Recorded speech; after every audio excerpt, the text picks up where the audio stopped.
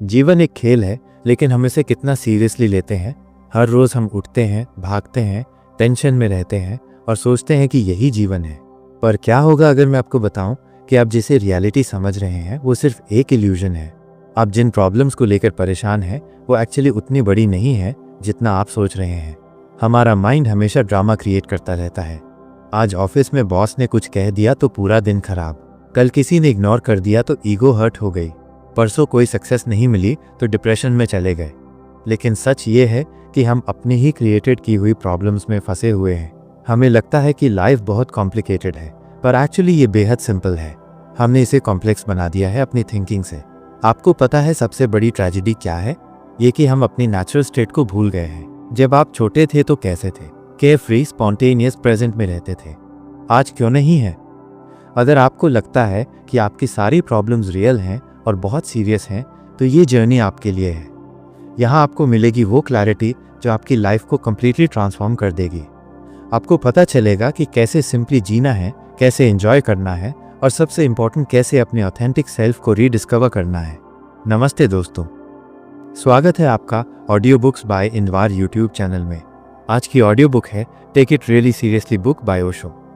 तो चलिए शुरू करते हैं आज के बुक पर आधारित एक काल्पनिक कहानी।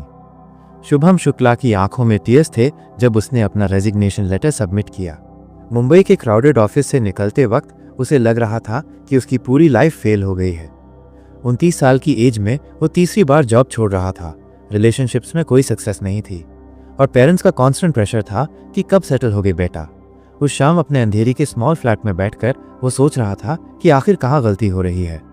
हर जॉब में इनिशियली एक्साइटमेंट होती थी, फिर मोनोटनी आ जाती थी और इवेंचुअली फ्रस्ट्रेशन इतनी बढ़ जाती थी कि छोड़ना पड़ता था।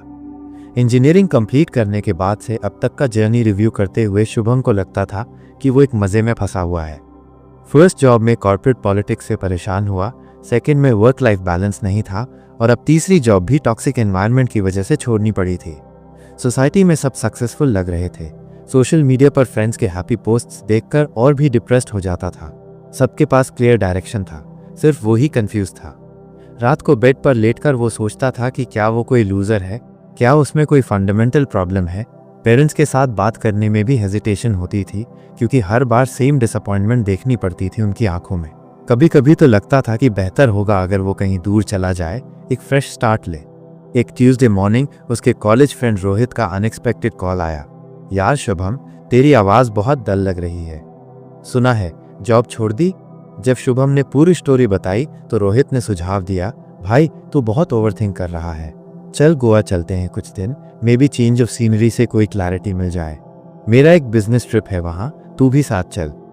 पहले तो शुभम ने मना किया, फाइनेंशियल सिचुएशन टाइट था और फिर वेकेशन लेकर क्या करना था जब पूरी लाइफ ही मेस थी।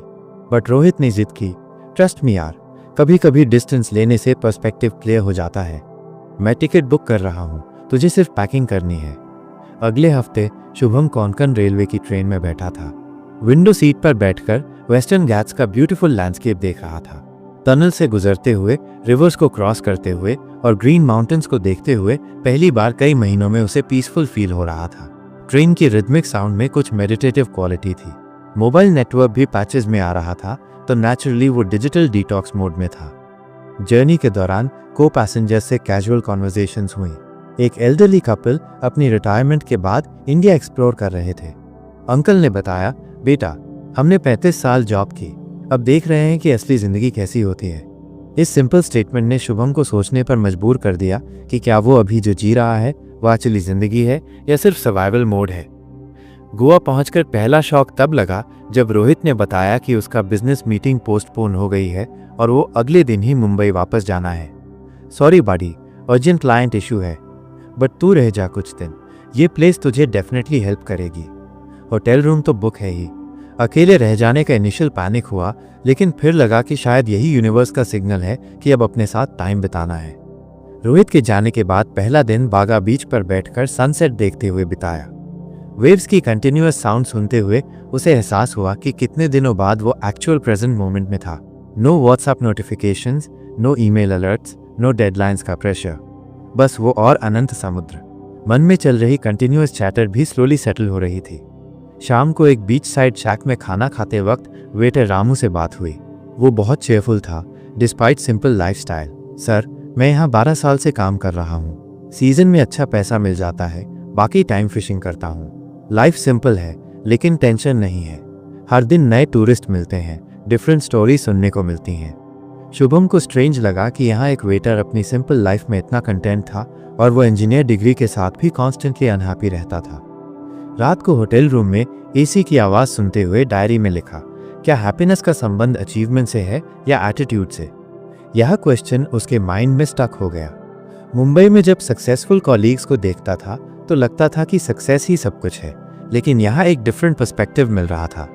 दूसरे दिन मॉर्निंग वॉक के लिए अंजुना बीच गया। वहाँ एक बूढ़े जेंटलमैन को योगा करते देखा। उनकी ग्रेस और इनर पीस देखकर नेचुरली अट्रैक्ट हुआ। थोड़ा हेजिटेट किया, फिर पास जाके पूछा, अंकल आप डेली यहाँ प्रैक्टिस करते हैं? बूढ़े आदमी ने वार्म स्माइल के साथ कहा, हाँ बेटा, पिछले 15 साल से। मैं पहले मुंबई में चार्टर्ड अकाउंटेंट था। हार्ट अटैक के बाद डॉक्टर ने कहा कि स्ट्रेस लेवल कम करो, अदरवाइज लाइफ एक्सपेक्टेंसी घट जाएगी। तो आपने करियर छोड़ दिया? शुभम ने क्यूरियसली पूछा। अंकल ने लाफ करते हुए कहा, छोड़ा नहीं, रीडिफाइन किया। अब मैं यहाँ योगा क्लासेस कंडक्ट करता हूँ, टूरिस्ट को मेडिटेशन सिखाता हूँ। इनकम पहले से कम है लेकिन पीस ऑफ माइंड इन्फिनेटली ज़्यादा है। ब्लड प्रेशर नॉर्मल है, स्लीप क्वालिटी अच्छी है और रिलेशनशिप्स भी इम्प्रूव हो गए हैं। बट अंकल, फाइनेंशियल सिक्योरिटी का क्या हुआ? फ्यूचर प्लानिंग कैसे करते हैं? शुभम का प्रैक्टिकल माइंड पूछ रहा था। अंकल ने थॉटफुली कहा, बेटा, सबसे बड़ी सिक्योरिटी ये है कि आप मेंटली और फिजिकली हेल्दी हों।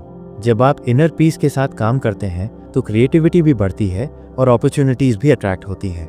मेन थिंग ये है कि आप अपना वर्क एंजॉय करें। यह कॉन्वर्जेशन शुभम के माइंड में डीपली इम्पैक्ट की। उसने अंकल से रिक्वेस्ट की कि क्या वो उसे भी योगा सिखा सकते हैं। ऑफ कोर्स बेटा, कल मॉर्निंग 6 बजे यहीं मिलना, लेकिन पंक्चुअल आना, गोवा टाइम नहीं चलेगा, अंकल ने प्लेफुली कहा। अगले दिन से शुभम का रूटीन कंप्लीटली चेंज हो गया। मॉर्निंग 6 बजे योगा सेशन, फिर बीच वॉक, ब्रेकफास्ट के बाद किसी न किसी न्यू प्लेस को एक्सप्लोर करना। तीसरे दिन ओल्ड गोवा के चर्चेस विजिट करते हुए एक स्मॉल बुक शॉप मिली। ओनर एक मिडिल एज्ड पोर्चुगीज लेडी थी, मारिया, जो बहुत नॉलेजेबल थी। उसने शुभम को कई फिलॉसफी और सेल्फ हेल्प बुक्स रेकमेंड की। यंग मैन, आप सर्चिंग फॉर समथिंग लग रहे हैं, ये बुक्स पढ़िए, मे बी कुछ आंसर्स मिल जाए। मारिया की रेकमेंड की गई बुक्स पढ़ते हुए शुभम को रियलाइज हुआ कि वो अपनी प्रॉब्लम्स को अननेसेसरीली मैग्नीफाई कर रहा था। हर स्मॉल सेटबैक को लाइफ एंडिंग क्राइसिस की तरह ट्रीट कर रहा था। सोशल कंपैरिजन की हैबिट ने उसकी नेचुरल जॉय को किल कर दिया था। दूसरों की टाइमलाइन के अकॉर्डिंग खुद को जज कर रहा था, अपनी यूनिक जर्नी को अप्रिशिएट नहीं कर पा रहा था।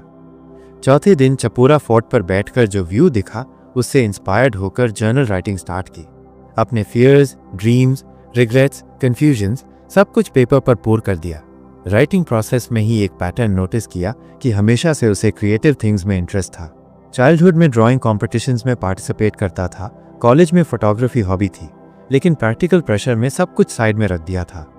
5वें दिन मपूसा मार्केट एक्सप्लोर करते वक्त एक स्ट्रीट आर्टिस्ट अनिल से मिला। वो ब्यूटीफुल लैंडस्केप्स और पोर्ट्रेट्स बना रहा था।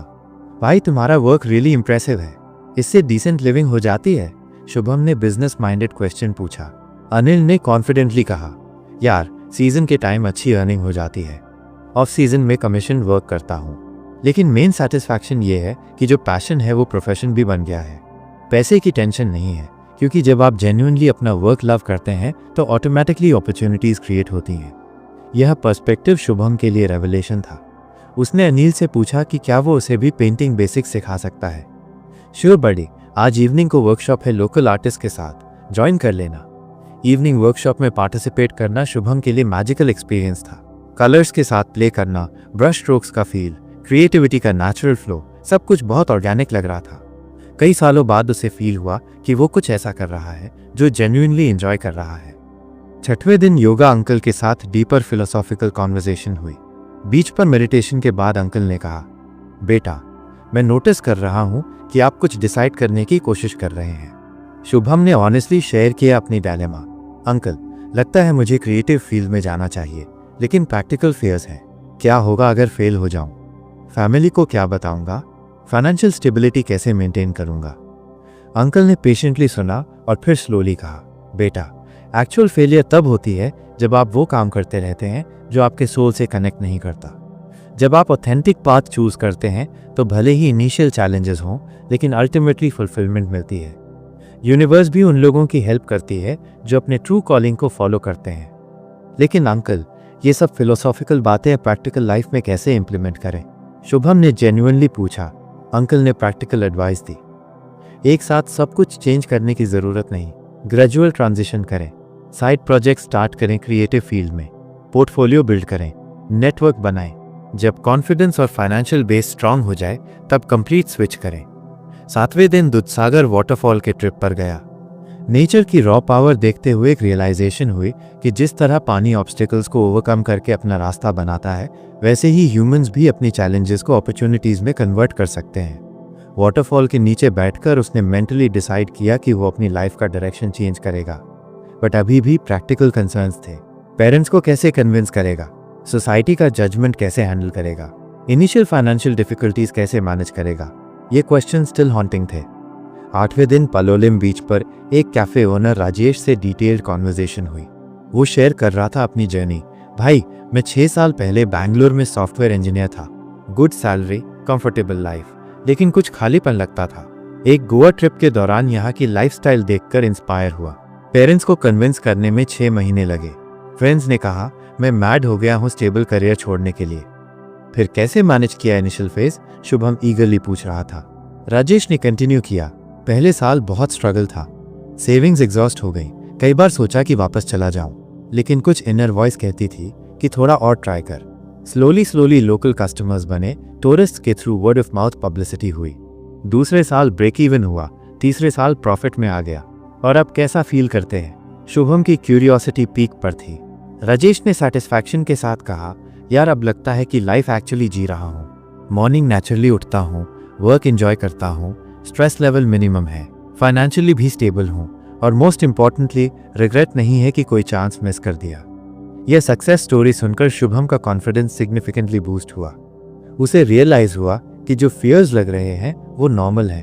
हर पर्सन जो सिग्निफिकेंट चेंज लाता है उसे ये चैलेंजेस फेस करने पड़ते हैं। 9वें दिन पूरा दिन प्लानिंग में स्पेंड किया। बीच पर बैठकर डिटेल्ड रोड मैप बनाया, step by step strategy design की।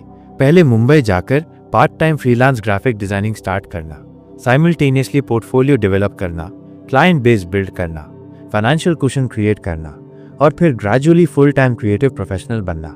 पेरेंट्स को भी स्लोली अपने प्लान्स के बारे में समझाना था। 10वें दिन योगा अंकल से फाइनल कॉन्वर्जेशन बहुत इमोशनल था।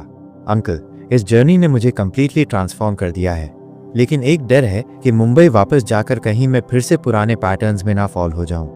अंकल ने फादरली अफेक्शन के साथ कहा, बेटा, ट्रांसफॉर्मेशन एक वन टाइम इवेंट नहीं है, ये डेली प्रैक्टिस है। मेडिटेशन कंटिन्यू करना, जर्नल राइटिंग करते रहना, अपने क्रिएटिव साइड को निगलेक्ट नहीं करना, और सबसे इंपॉर्टेंट, अपने इनर वॉइस को ऑलवेज प्रायोरिटाइज करना। अंकल ने एक बुक गिफ्ट की। यह ओशो की बुक है।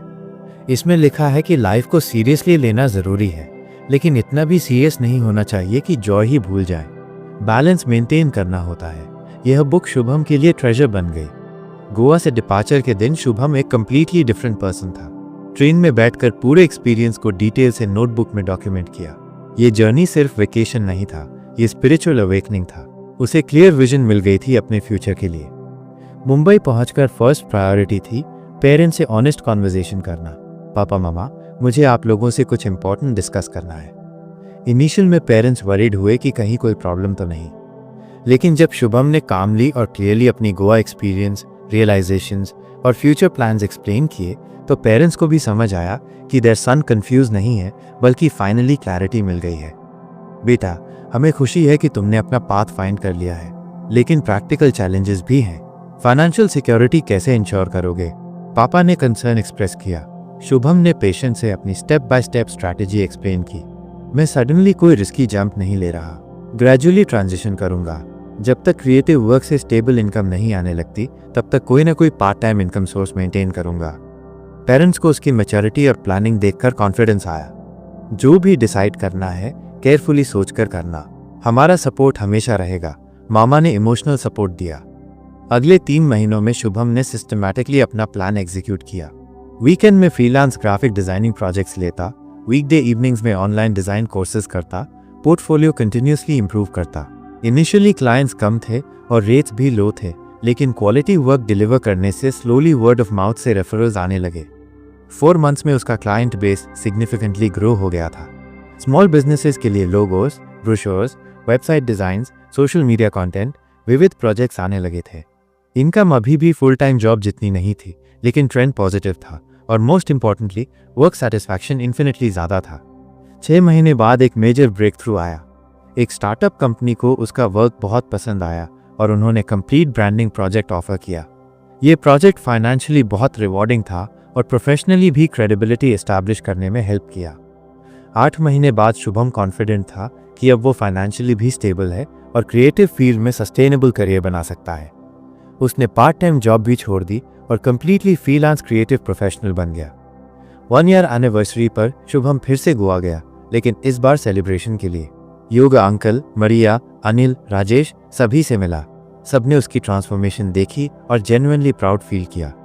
बेटा, तुमने प्रूव कर दिया कि जब इंसान अपने ऑथेंटिक सेल्फ को एम्ब्रेस करता है और चैलेंजेस को अपॉर्चुनिटीज की तरह ट्रीट करता है तो यूनिवर्स भी सपोर्ट करती है, योगा अंकल ने बहुत इमोशन के साथ कहा। उस इवनिंग बीच पर सनसेट देखते हुए शुभम को पूरी जर्नी का रेट्रोस्पेक्शन कर रहा था। एग्जैक्टली 1 साल पहले वो यहाँ होपलेस, कंफ्यूज्ड और डायरेक्शनलेस था। आज वो ग्रेटफुल था उस क्राइसिस के लिए जो एक्चुअली उसे अपने ट्रू पाथ तक ले गई थी। समटाइम्स लाइफ की वर्स्ट मोमेंट्स एक्चुअली बेहतर फ्यूचर के लिए नेसेसरी प्रिपरेशन होते हैं। 18 मंथ्स बाद शुभम का अपना डिज़ाइन स्टूडियो था, क्रिएटिव वेव्स नाम से। 3 एम्प्लॉयज़ थे, डाइवर्सिफाइड क्लाइंट पोर्टफोलियो था और कंसिस्टेंट ग्रोथ ट्रैक रिकॉर्ड था। लोकल बिजनेस कम्युनिटी में उसकी रेपुटेशन इस्टेब्लिश हो गई थी। बट सबसे इंपॉर्टेंट अचीवमेंट ये थी कि वो मेंटली और इमोशनली फुलफिल फील करता था। 2 साल बाद शुभम रेगुलरली मोटिवेशनल टॉक्स देने लगा था यंग प्रोफेशनल्स और कॉलेज स्टूडेंट्स को। उसका कोर मैसेज सिंपल लेकिन पावरफुल था। लाइफ में कभी कभी लगता है कि आप स्टक हैं, कि कोई वे आउट नहीं है, बट एक्चुअली ये मोमेंट्स आपके ग्रोथ के लिए कैटलिस्ट होते हैं। इंपॉर्टेंट ये है कि आप ऑथेंटिक रहें, अपने इनर वॉइस को ट्रस्ट करें और नेवर गिव अप करें। उसकी टॉक्स में वो शेयर करता था अपनी Goa experience, transformation journey, practical challenges और लेसन्स लर्नड। यंग ऑडियंस को पर्टिकुलरली रेजोनेट करता था क्योंकि वो भी सिमिलर डायलेमास फेस कर रहे होते थे। 3 साल बाद शुभम ने एक बुक भी लिखी, फाइंड योर गोवा, जिसमें उसने डिटेल से अपनी जर्नी डॉक्यूमेंट की थी। बुक में प्रैक्टिकल टिप्स भी थे कि कैसे कोई भी पर्सन अपनी लाइफ को रीडिज़ाइन कर सकता है। यह बुक यंग प्रोफेशनल्स के बीच क्वाइट पॉपुलर हुई। आज शुभम 32 साल का है, सक्सेसफुल एंटरप्रेन्योर है, मेंटली पीसफुल है और सबसे इंपॉर्टेंट बात यह है कि वो जेन्युइनली हैप्पी है। उसकी मॉर्निंग नेचुरली एक्साइटमेंट के साथ स्टार्ट होती है कि आज क्या क्रिएटिव वर्क करना है। इवनिंग को सेटिस्फैक्शन के साथ एंड होती है कि मीनिंगफुल कंट्रीब्यूशन किया दिन में। उसकी पर्सनल लाइफ भी इम्प्रूव हुई है। सोशल एंजाइटी कम हो गई है, रिलेशनशिप्स डीपर बन गए हैं और overall confidence level significantly increase हुआ है। जब आप ऑथेंटिकली जीते हैं तो नेचुरली पॉजिटिव एनर्जी रेडिएट करते हैं जो दूसरे लोगों को भी अट्रैक्ट करती है। गोवा की वो जर्नी सिर्फ जियोग्राफिकल मूवमेंट नहीं थी, वो इमोशनल, मेंटल और स्पिरिचुअल ट्रांसफॉर्मेशन की जर्नी थी।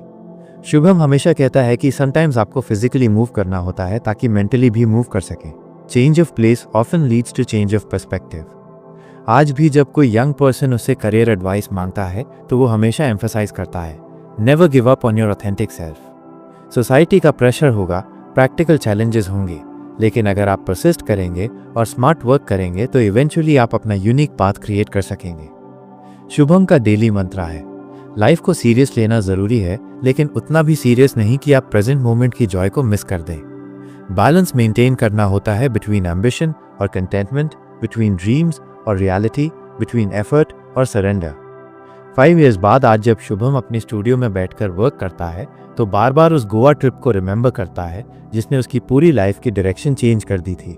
वो ग्रेटफुल है उस क्राइसिस के लिए जो उसे फोर्स किया था कि वो अपने कंफर्ट जोन से बाहर निकले और ऑथेंटिक सेल्फ को डिस्कवर करे।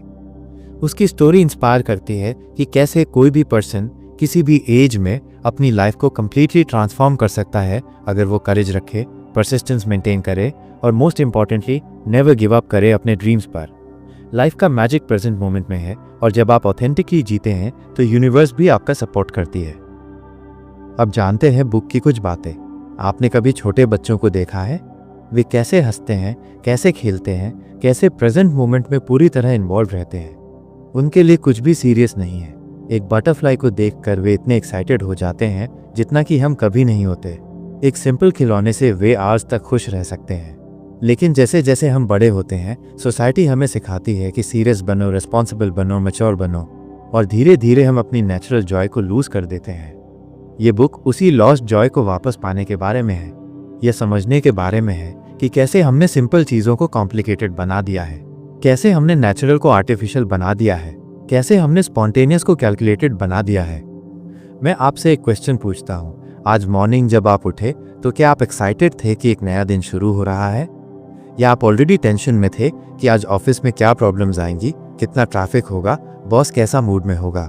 ज़्यादातर लोग दूसरी कैटेगरी में आते हैं। हम अपनी लाइफ को प्रॉब्लम्स का कलेक्शन बना लेते हैं, लेकिन रियलिटी ये है कि ज़्यादातर प्रॉब्लम्स हमारी क्रिएटेड की हुई हैं।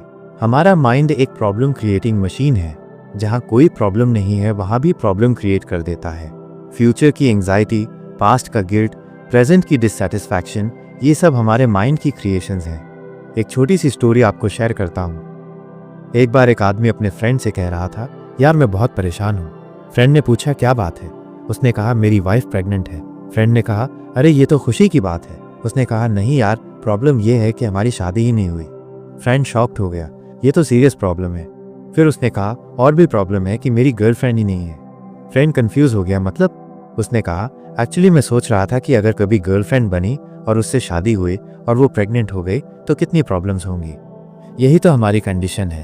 हम इमेजिनरी प्रॉब्लम्स क्रिएट करते रहते हैं, फ्यूचर के पॉसिबिलिटीज़ को लेकर वरी करते रहते हैं, पास्ट के एक्सपीरियंसेस को लेकर रिग्रेट करते रहते हैं, प्रेजेंट मोमेंट में जो एक्चुअल रियलिटी है उसे मिस कर देते हैं। इस बुक में मैं आपको बताना चाहता हूँ कि कैसे इस पैटर्न से बाहर निकला जा सकता है, कैसे लाइफ को फिर से सिंपल और जॉयफुल बनाया जा सकता है, कैसे सीरियसली लेने और लाइट हार्टेडली जीने के बीच बैलेंस बनाया जा सकता है। पहली बात यह समझनी होगी कि माइंड की नेचर क्या है। माइंड हमेशा पास्ट या फ्यूचर में रहता है, ये प्रेजेंट में कभी नहीं होता। जब आप ब्रेकफास्ट कर रहे होते हैं तो माइंड ऑफिस की मीटिंग के बारे में सोच रहा होता है। जब आप ऑफिस में होते हैं तो माइंड इवनिंग के प्लान्स के बारे में सोच रहा होता है। यह कांस्टेंट टाइम ट्रैवलिंग चलती रहती है। लेकिन लाइफ एक्चुअली कहाँ होती है? प्रेजेंट मोमेंट में, राइट नाउ, इस मोमेंट में। जो भी एक्चुअल रियलिटी है वो अभी है, यहाँ है। पास्ट एक मेमोरी है, फ्यूचर एक इमेजिनेशन है। लेकिन हम इन्हीं मेमोरीज और इमेजिनेशंस में अपनी पूरी एनर्जी वेस्ट कर देते हैं। एक सिंपल एक्सपेरिमेंट करके देखिए। जब आप अगली बार खाना खा रहे हो तो सिर्फ खाने पर फोकस करिए, टेस्ट को फील करिए, टेक्सचर को एक्सपीरियंस करिए, स्मेल को एंजॉय करिए। फ़ोन को साइड में रखिए, टीवी बंद कर दीजिए और बस प्रेजेंट मोमेंट में रहिए। आप पाएंगे कि ये सिंपल एक्ट भी कितना एंजॉयबल हो सकता है। यही तो मेडिटेशन है, प्रेजेंट मोमेंट में होना, अवेयर होना, कॉन्शियस होना। लेकिन हमें लगता है कि मेडिटेशन कोई बहुत कॉम्प्लिकेटेड चीज़ है, कि इसके लिए स्पेशल पॉस्चर चाहिए, स्पेशल प्लेस चाहिए, स्पेशल टाइम चाहिए। लेकिन एक्चुअली मेडिटेशन तो हर मोमेंट पॉसिबल है। Walking meditation, eating meditation, working meditation, सब कुछ मेडिटेशन बन सकता है अगर आप प्रेजेंट में रहें। दूसरी इंपॉर्टेंट बात यह है कि हमें समझना होगा कि हमारी प्रॉब्लम्स का रियल सोर्स क्या है। हमें लगता है कि प्रॉब्लम्स आउटसाइड से आती हैं, बॉस से, वाइफ से, हस्बैंड से, चिल्ड्रन से, नेबर्स से, ट्रैफिक से, वेदर से। लेकिन एक्चुअली सभी प्रॉब्लम्स हमारे इंटरप्रिटेशन से आती हैं। सेम सिचुएशन को दो डिफरेंट लोग डिफरेंटली इंटरप्रेट कर सकते हैं। रेन को कोई प्रॉब्लम मान सकता है और कोई ब्लेसिंग। ट्रैफिक जैम को कोई फ्रस्ट्रेशन का सोर्स मान सकता है और कोई पीसफुल टाइम। ये डिपेंड करता है कि आपका एटीट्यूड क्या है। मैं एक और स्टोरी शेयर करता हूँ। दो फार्मर्स थे, नेबर्स। दोनों के क्रॉप्स एक साथ रेडी हुए। अचानक बारिश हो गई। पहला फार्मर टेंशन में आ गया, हाय मेरी क्रॉप बर्बाद हो गई। दूसरा फार्मर खुश हो गया, वाह अब मुझे पानी देने की जरूरत नहीं पड़ेगी। सेम रेन, दो डिफरेंट रिएक्शंस। हमारी लाइफ में भी ऐसा ही होता है। हम अपनी इंटरप्रिटेशंस को रियलिटी समझ लेते हैं। अगर बॉस ने कुछ स्ट्रिक्टली कहा तो हमें लगता है कि वो हमसे नाराज है, हमारी जॉब जाने वाली है, हमारा करियर बर्बाद हो गया। बट हो सकता है कि बॉस खुद किसी टेंशन में हो सकता है कि उसका मूड ऑफ हो सकता है कि उसे भी कोई प्रेशर हो। लेकिन हम इमीडिएटली अपनी स्टोरी क्रिएट कर लेते हैं और उसमें स्टक हो जाते हैं। यही तो माया है, इल्यूजन है। हम अपनी क्रिएटेड की हुई रियलिटी में जीते रहते हैं और एक्चुअल रियलिटी को मिस कर देते हैं। तीसरी इंपॉर्टेंट चीज़ ये है कि हमें सोशल कंडीशनिंग से बाहर निकलना होगा। सोसाइटी हमें बहुत सारी आर्टिफिशियल वैल्यूज़ इम्पोज करती है। सक्सेस का डेफिनेशन, हैप्पीनेस का डेफिनेशन, लव का डेफिनेशन, सब कुछ सोसाइटी तय करती है और हम ब्लाइंडली उन डेफिनेशंस को फॉलो करते रहते हैं। सक्सेस को लेकर देखिए, सोसाइटी कहती है कि big house, expensive car, high salary, social status, ये सब सक्सेस के साइंस हैं। लेकिन क्या ये एक्चुअली आपको खुश बनाते हैं? अगर हाँ तो ठीक है, अगर नहीं तो फिर आप क्यों इन्हें चेस कर रहे हैं? मैंने बहुत से रिच और सक्सेसफुल लोगों से मिला है, कई बार उनसे प्राइवेटली बात करने का मौका मिला है। मोस्ट ऑफ देम एडमिट करते हैं कि डिस्पाइट सब कुछ होने के बाद भी वे पूरी तरह सेटिस्फाइड नहीं है। Something is missing. वो एम्प्टीनेस फील करते हैं, क्योंकि रियल हैप्पीनेस एक्सटर्नल थिंग से नहीं आती। ये इंटरनल स्टेट है, ये आपके बीइंग की क्वालिटी है। आप कितने प्रेजेंट हैं, कितने अवेयर हैं, कितने ग्रेटफुल हैं, कितने लविंग हैं, इससे आती है। लेकिन हमें सिखाया जाता है कि खुशी बाहर से आएगी। अगला प्रमोशन मिल जाए तो खुश हो जाएंगे, मैरिज हो जाए तो लाइफ सेटल हो जाएगी, चिल्ड्रन हो जाए तो पर्पस मिल जाएगा, हाउस ले लिया तो सिक्योरिटी आ जाएगी। लेकिन ये सब होने के बाद भी सेम डिससेटिस्फैक्शन रहती है, बस उसका फॉर्म चेंज हो जाता है। फिर लगता है कि अब बिगर हाउस चाहिए, बेटर कार चाहिए, अच्छा स्कूल चिल्ड्रन के लिए चाहिए, रिटायरमेंट के लिए और सेविंग्स चाहिए। ये रेस कभी एंड नहीं होती, हमेशा कुछ न कुछ मिसिंग लगता रहता है। ये मिसिंग फीलिंग एक्चुअली एक इंडिकेशन है, ये बता रही है कि आप गलत डायरेक्शन में सर्च कर रहे हैं। हैप्पीनेस भीतर है, बाहर नहीं। पीस आपके अंदर है, सर्कमस्टांसेस में नहीं। लव आपकी नेचर है, अचीवमेंट नहीं। चौथी इंपॉर्टेंट बात यह है कि हमें परफेक्शनिज्म की डिजीज से बाहर निकलना होगा। हम सब कुछ परफेक्ट बनाना चाहते हैं, perfect career, perfect relationship, perfect family, perfect health, perfect appearance. लेकिन परफेक्शन एक इल्यूजन है। लाइफ इनहेरेंटली इम्परफेक्ट है, केओस और ऑर्डर का मिक्सचर है, ब्यूटी और अगलीनेस का कॉम्बिनेशन है, जॉय और सॉरो का ब्लेंड है। यही तो लाइफ की रिचनेस है। अगर सब कुछ परफेक्ट हो जाए तो लाइफ बोरिंग हो जाएगी। लेकिन हमारा माइंड परफेक्शन के लिए स्ट्रगल करता रहता है। थोड़ी सी भी इम्परफेक्शन दिखे तो टेंशन हो जाती है, वेट थोड़ा बढ़ जाए तो डिप्रेशन, हेयर में थोड़े वाइट हो जाए तो एंग्जाइटी, सैलरी एक्सपेक्टेशन से थोड़ी कम हो तो फ्रस्ट्रेशन। हमें समझना होगा कि इम्परफेक्शन नेचुरल है, एक्सेप्टेंस डेवलप करनी होगी। ये का मतलब ये नहीं है कि इम्प्रूवमेंट की कोशिश नहीं करनी चाहिए, बल्कि ये है कि इम्प्रूवमेंट को भी प्लेफुली करना चाहिए, सीरियसली नहीं। जब आप एक्सरसाइज करते हैं तो क्या आप एंजॉय करते हैं या बर्डन की तरह फील करते हैं? जब आप हेल्दी फूड खाते हैं तो क्या ग्रेटफुल फील करते हैं या सैक्रिफाइस की तरह लगता है? यह डिफरेंस बहुत इंपॉर्टेंट है। सेम एक्टिविटी को भी आप डिफरेंटली अप्रोच कर सकते हैं, सीरियसली भी और प्लेफुली भी। रिजल्ट सेम हो सकता है, लेकिन जर्नी का एक्सपीरियंस कंप्लीटली डिफरेंट होगा। पांचवी बात यह है कि हमें कंपैरिजन की हैबिट से बाहर निकलना होगा। हम कॉन्स्टेंटली दूसरों से अपना कंपैरिजन करते रहते हैं। सोशल मीडिया ने इस प्रॉब्लम को और भी बढ़ा दिया है। हमेशा लगता है कि दूसरे हमसे ज़्यादा हैप्पी हैं, सक्सेसफुल हैं, अट्रैक्टिव हैं। लेकिन ये कंपैरिजन बेसिकली अनफेयर है। आप अपनी इनसाइड रियलिटी को दूसरों की आउटसाइड अपीयरेंस से कंपेयर कर रहे हैं। आप अपनी प्रॉब्लम्स को जानते हैं, लेकिन दूसरों की प्रॉब्लम्स को नहीं। आप अपनी स्ट्रगल्स को फील करते हैं, लेकिन दूसरों की स्ट्रगल्स को नहीं देख पाते। हर पर्सन का जर्नी यूनिक है, हर पर्सन के चैलेंजेस डिफरेंट है, सर्कमस्टांसेस डिफरेंट है, बैकग्राउंड डिफरेंट है, तो कंपैरिजन का कोई सेंस ही नहीं बनता। बेहतर यह है कि आप सिर्फ अपने पास्ट से अपना कंपैरिजन करें। आज आप कल से बेहतर हैं या नहीं? आज आप ज़्यादा अवेयर हैं या नहीं? आज आप ज़्यादा पीसफुल हैं या नहीं? यही रेलेवेंट कंपैरिजन है। छठी इंपॉर्टेंट चीज़ ये है कि हमें एक्सपेक्टेशंस को मैनेज करना सीखना होगा। हम सबसे एक्सपेक्टेशन करते हैं, पेरेंट्स से, स्पाउस से, चिल्ड्रन से, फ्रेंड से, कॉलीग से, गवर्नमेंट से, वेदर से, भगवान से भी। और जब ये एक्सपेक्टेशंस फुलफिल नहीं होती तो फ्रस्ट्रेशन होती है। लेकिन क्या कोई भी पर्सन आपकी एक्सपेक्टेशंस को पूरा करने के लिए बाउंड है? क्या कोई गारंटी है कि चीज़ें आपके अकॉर्डिंग होंगी? ऑब्वियसली नहीं। तो सोल्यूशन क्या है? एक्सपेक्टेशंस को कंप्लीटली ड्रॉप कर देना? नहीं, ये भी प्रैक्टिकल नहीं है। सोल्यूशन ये है कि एक्सपेक्टेशंस को प्रेफरेंसेस में कन्वर्ट कर देना। प्रेफरेंस का मतलब है कि आप चाहते हैं कि कुछ पर्टिकुलर वे में हो, लेकिन अगर नहीं हुआ तो भी आप ओके हैं। जैसे आप प्रिफर करते हैं कि वेदर प्लेजेंट हो, लेकिन अगर बारिश हो जाए या बहुत धूप हो जाए तो भी आप अडाप्ट कर लेते हैं। एक्सपेक्टेशन होती तो आप फ्रस्ट्रेटेड हो जाते। यही एटीट्यूड लाइफ के दूसरे एरियाज में भी अप्लाई करनी चाहिए। आप प्रेफर कर सकते हैं कि आपका स्पाउस आपको समझे, लेकिन एक्सपेक्ट नहीं करना चाहिए। आप प्रेफर कर सकते हैं कि आपके चिल्ड्रन आपकी एडवाइस सुने, लेकिन डिमांड नहीं कर सकते। सातवीं बात यह है कि हमें कंट्रोल की इल्यूजन से बाहर निकलना होगा। हमें लगता है कि हम अपनी लाइफ को कंप्लीटली कंट्रोल कर सकते हैं। प्लानिंग करेंगे तो सब कुछ प्लान के अकॉर्डिंग होगा। हार्ड वर्क करेंगे तो डिजायर्ड रिजल्ट्स मिलेंगे। प्रिकॉशंस लेंगे तो प्रॉब्लम्स नहीं आएंगी। लेकिन लाइफ अनप्रिडिक्टेबल है। बहुत सारी चीज़ें हमारे कंट्रोल में नहीं है। Natural disasters, accidents, other people's behaviours, economic changes, political changes, ये सब एक्सटर्नल फैक्टर्स हैं जो हमारी लाइफ को अफेक्ट करते हैं। तो क्या करना चाहिए? फेटलिस्टिक हो जाना चाहिए? बल्कि ये समझना चाहिए कि क्या कंट्रोल में है और क्या नहीं। जो कंट्रोल में है उसके लिए बेस्ट एफर्ट करना चाहिए। जो कंट्रोल में नहीं है उसे एक्सेप्ट करना चाहिए। आप अपनी एक्शंस को कंट्रोल कर सकते हैं, लेकिन रिजल्ट्स को नहीं। आप अपनी एटीट्यूड को कंट्रोल कर सकते हैं, लेकिन सर्कमस्टांसेस को नहीं। आप अपनी रिस्पॉन्सेस को कंट्रोल कर सकते हैं, लेकिन दूसरों की एक्शंस को नहीं। यह अंडरस्टैंडिंग बहुत लिबरेटिंग है। जब आप ये एक्सेप्ट कर लेते हैं कि बहुत कुछ आपके कंट्रोल में नहीं है, तो एक रिलैक्सेशन आती है। आपको लगता है कि आपको सब कुछ मैनेज करना नहीं है। आठवीं बात यह है कि हमें डेथ की रियलिटी को एक्सेप्ट करना होगा।